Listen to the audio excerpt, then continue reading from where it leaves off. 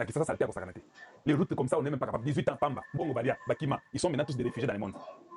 Ici, il n'y a que la glace. Alors pourquoi je souhaiterais aller vivre là la glace? Non, qu'ils la prennent. S'ils ont les engins pour développer, mettre la glace, ça devient du jambon ou ça devient du chocolat, qu'ils le fassent. Parce que nous, là, comment on peut transformer la glace ici pour qu'il y ait comme un chocolat ou jambon? Ils ont la technologie. Qu'ils aillent là-bas, qu'ils mettent du jambon, et puis peut-être nous irons nous promener là-bas pour voir du jambon qui est là-bas. Est-ce que ça m'a bien? Donc, qu'ils aillent là-bas, ce n'est pas un problème. Et les États-Unis défient Moscou. Ils saisissent un pétrolier malgré. La garde côtière américaine a saisi un pétrolier battant pavillon russe mercredi après une course-poursuite à travers l'Atlantique, malgré le fait que les navires étaient surveillés par un sous-marin russe et que Moscou s'opposait publiquement à sa capture. C'était l'une de deux saisies effectuées tôt mercredi matin dans le cadre de l'application du blocus du président Trump sur les pétroliers sanctionnés transportant du pétrole vénézuélien. La capture du Bella 1 liée à la Russie était particulièrement dramatique compte tenu des implications géopolitiques. La secrétaire à la sécurité intérieure, Kristi Noem, a déclaré que le Bellam 1 avait essayé d'échapper à la garde côtière pendant des semaines, changeant même son pavillon et peignant un nouveau nom sur la coque.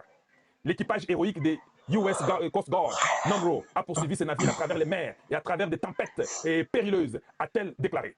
La saisie a probablement eu lieu dans l'Atlantique au large de la côte ouest de l'Écosse, selon des données de suivi à des milliers de kilomètres du Venezuela. Boyki Borwana. Des navires russes, y compris un sous-marin, étaient dans les environs du pétrolier pendant l'opération, mais il n'y avait aucun signe de confrontation militaire selon les Reuters. Moscou avait précédemment affirmé que les pétroliers étaient en pleine conformité avec les normes du droit maritime international et recevaient une attention clairement disproportionnée. Vous voyez qui? Oh non, vous savez, non, papa, va bloquer Borango. Voilà pourquoi, comme l'Écosse, vous savez que c'est United Kingdom, l'Écosse fait partie de là, je crois aussi, et il devait être là pour aider. Et les Anglais ont participé à aider. Ce sont des complices. Naïf Sarabino, Anglais, Batumabé, sauf que c'est les Européens, beaucoup Saka. Anglais, Balingaka Europe, Bazaba américain en fait. Et je vous dis, oui, ils sont des alliés de longue date. Ce sont des cons. Ce sont des méchants. Il ne faut pas rêver. Et voilà. Oligno Yeba, Yangoana, c'est ça, c'est ce qu'on appelle Groenland. Les États-Unis, bel et bien déterminés à acquérir le Groenland. Dans un communiqué, la porte-parole de la Maison-Blanche a confirmé les intentions de Donald Trump. Le président américain a fait savoir clairement qu'acquérir le Groenland était une priorité de sécurité nationale pour les États-Unis. Et c'est vital pour tenir en respect nos adversaires dans la région arctique. Le président et son équipe discutent de plusieurs options pour remplir cet objectif important de politique étrangère. Et bien sûr, utiliser l'armée américaine est toujours une option à la disposition du commandant en chef. Un ton déterminé qui accentue l'inquiétude du Danemark qui exerce sa souveraineté sur le territoire. Son gouvernement appelle à des pourparlers rapides avec le chef de la diplomatie américaine, Marco Rubio. Les alliés européens, dont la France et l'Allemagne, lui ont apporté leur soutien dans une déclaration commune. Mais selon ce spécialiste, les Européens seraient incapables de réagir à une annexion américaine, un acte qui mettrait en péril l'OTAN. Quelle serait la réaction de l'Europe? Et ce serait malheureusement une réaction de protestation formelle, solennelle, mais qui ne pourrait pas aller plus loin. Imaginez-vous un seul instant un État européen, d'autres membres de l'OTAN, rentrer en guerre contre un autre membre de l'OTAN, d'autant qu'il s'agirait des États-Unis. Non, malheureusement, il n'y aurait rien à faire. Pour Emmanuel Macron, une telle intervention au Groenland semble impossible. Il n'y a pas, pour moi, de scénario où les États-Unis d'Amérique seraient mis dans une situation de violer la souveraineté danoise. Cela n'existe pas. Le Groenland est un territoire qui est sous souveraineté danoise, ça restera. Et je sais que les Américains continueront d'avancer avec nous pour la paix et la sécurité en Europe. Selon le Wall Street Journal, le secrétaire d'État américain Marco Rubio aurait tempéré les menaces de Donald Trump devant les parlementaires américains. Des menaces qui visent à pousser le Danemark à entamer des négociations avec comme objectif final d'acheter l'île aux pays scandinaves. Boyoki, Macron dit que ça n'arrivera pas. Quand au Congo, on vient avec son ami Kagame, ils violent, ils font n'importe quoi. Là, ça va, on peut violer le territoire congolais. Mais quand on veut acheter, ici, on veut acheter, tu veux. China and Russia are operating off the coast of Greenland. Denmark is not capable of protecting Greenland. And so, in my view, we have a very keen interest in Greenland. Il a dit que la Chine China and Russia et la are Russie, operating off the coast of Greenland. ils sont en train d'opérer à la côte de Groenland. Denmark is not capable of protecting Danemark n'est pas capable de protéger Groenland. Greenland. And so, we have a very keen interest in Greenland. Dans mon opinion, nous avons vraiment un intérêt vraiment voir pour la sécurité des États-Unis.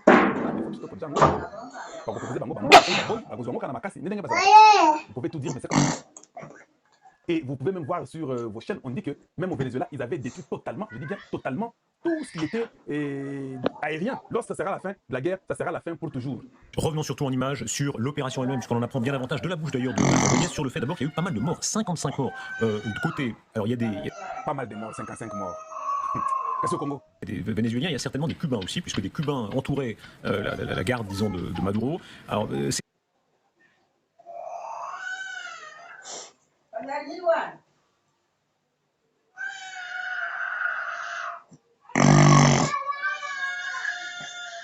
Et 55 morts, on va voir notamment les images avant-après de ce complexe de Fuerteventura où il se trouvait.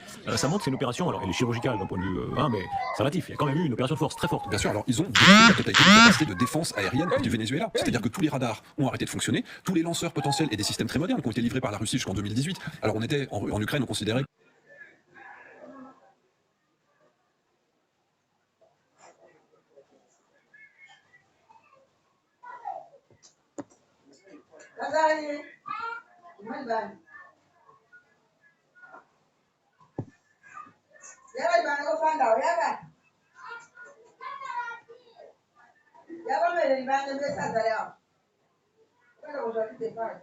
effectivement la défense aérienne n'était pas à la hauteur, mais face aux États-Unis, effectivement là ça a été complètement inutile. Sur la puissance. Ah, voilà, ça a été complètement inutile.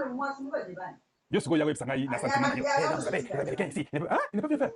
Tout le système a été complètement détruit. Le système est devenu inutile. Au moment où aux Amondes qui ont un bloc, qui disent, on dit que, oh, il y en a, Bama, il y en a.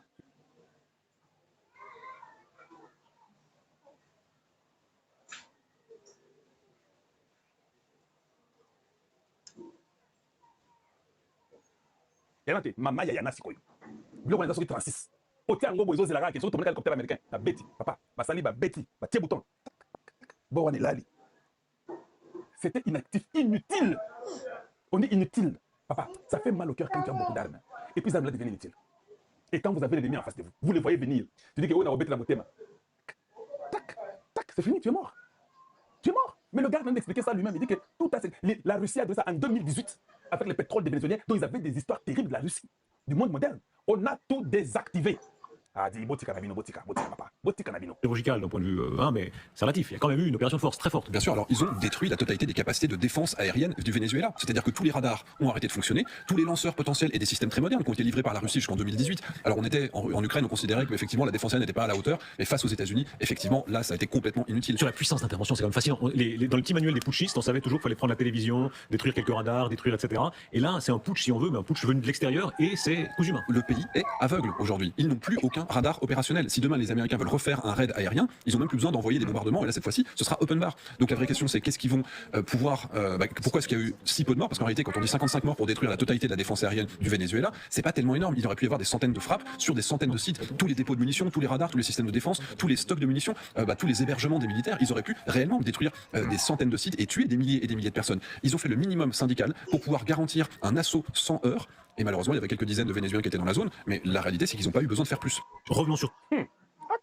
Papa, Atayo, vous êtes un président d'autrui. Vous avez tué que 55 personnes. Vous ne trouvez pas que vous êtes très fort? 55 personnes après avoir pris un président d'autrui en otage. Un putsch, vous entrez chez autrui, vous sortez, vous tuez. C'est-à-dire que, non, ça montre la suprématie extrême de vos côtés, papa. On dit que c'est un open bar. C'est-à-dire que les bars sont ouverts à tout le monde. Vous buvez comme vous ne payez pas. C'est ça qu'on appelle open bar. Vous buvez, vous ne payez pas, vous buvez comme vous voulez, jusqu'à l'extent. Le Venezuela est aveugle, le pays est aveugle. Donc ils peuvent rentrer, même toi aussi tu peux aussi aller là-bas, même dans drone nayo, collègue nayo. Tu peux mettre ton drone là-bas, tu vas passer. Et Kagame suit tout ça, plus que toi et moi. Il écoute attentivement d'ailleurs. Oh, j'ai des militaires, et if you want, come here. Come where? Ouais, avec l'air anglais, come here, if you want, come here. Hein? Tu parles le Kinyarwanda, mais tu parles l'anglais. Okay. Tu as vu ce jour ici, il parle. On a même dit, on a interdit, c'est conseillé, on dit à Kagame, s'il te plaît, ne fais même pas d'interview. Tu risques de dire des choses. Tu vois, Mangungwana, il y a des gens là qui acclament pour toi. Ils allaient dire que, go to hell, hey! Et si, Olimwa na Mbalamoko. Okolimwa Mbalamoko.